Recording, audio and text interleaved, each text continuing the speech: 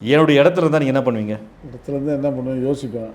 யோசிச்சு சரி வேறு வழி இல்லை, ம் பண்ணி தான் ஆகணுங்கிற ஒரு சூழ்நிலை வரும். சூழ்நிலை வந்துடும்ண்ணா. ஆமாம், இதெல்லாம் நடந்தால். ஃபர்ஸ்ட் ஆப்ஷன் நான் அரசியல் வரமாட்டேன்னு சொல்லிட்டேன். செகண்ட் ஆப்ஷன் பணம் தரேன்னு சொன்னீங்க, அதுவும் முடியாதுன்ட்டேன். மூணாவது ஈடி ரைடு. இப்போ நான் என்ன பண்ணுவேன்? என்ன பண்ணுவீங்க? அதனால் இப்போ என்னென்னா வேறு வழி இல்லை. யாருக்கு? நடிகர் விஜய்க்கு. ஆமாம், அமித்ஷா சொல்லிட்டாரு இதெல்லாம் இருக்குது பிரச்சனைன்னு. உங்களை மீறி நான் எதாவது பண்ண முடியுமா? பண்ண முடியாது. அவ்வளோ. மறுபடியும் சினிமாவில் நடிக்க முடியுமா? நடிக்க முடியாது. நான் கண்டிப்பாக வந்து தான் ஆகணும், உங்கள் பேச்சு கேட்டு தான் ஆகணும், எனக்கு பிடிக்குதோ பிடிக்கலையோ. கண்டிப்பாக. இப்போ நான் அமித்ஷா, நீங்கள் பவர் ஸ்டார், நீங்கள் அரசியல் களத்துக்கு வரணும். நீங்கள் வந்து திமுக திராவிட கட்சியை முற்றிலுமாக அகற்றணும். நம்முடைய இந்துத்துவ கொள்கை இங்கே வந்து முன்னிலைப்படுத்தணும், இங்கே தடம் பதிக்கணும். அதனால் நீங்கள் வந்துட்டு அரசியலுக்கு வரணும்னு நான் கூப்பிட்றேன். அந்த வேலைக்கே நான் வரமாட்டேன். திராவிட கட்சி அழிக்கணும் அந்த எண்ணமே இல்லை. அதெல்லாம் அழியாத கட்சி. திராவிட கட்சி அழிக்கணும், திமுக அழிக்கணும் அப்படின்னு சொல்லி எனக்கு கூப்பிடாதீங்க. கூப்பிடாங்க.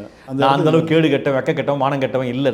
நான் இனதுரோகி இல்லை. இந்த மண்ணின் மக்களுக்காகவும் இந்த மண்ணிற்காகவும் நான் உழைக்கிறேன். கண்டிப்பாக. அதுக்காக நான் வரேன் அரசியலுக்கு. ஆமாம். ஆனால் திராவிட கட்சி அழிக்கணும், திமுக அழிக்கணும், அதெல்லாம் எனக்கு கூப்பிடாதீங்க.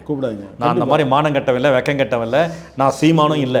நான் பவர் ஸ்டார். சொல்லுவீங்களா? சொல்ல மாட்டீங்களா? கண்டிப்பாக. இந்த வேலைலாம் சீமான்ட்ட வச்சுக்கோங்க, என்கிட்ட வச்சுக்காதீங்க. சீட்டிங் பண்ணுற நாய் அது. அந்த நாயை பற்றி இப்போ பேச வேணாம்.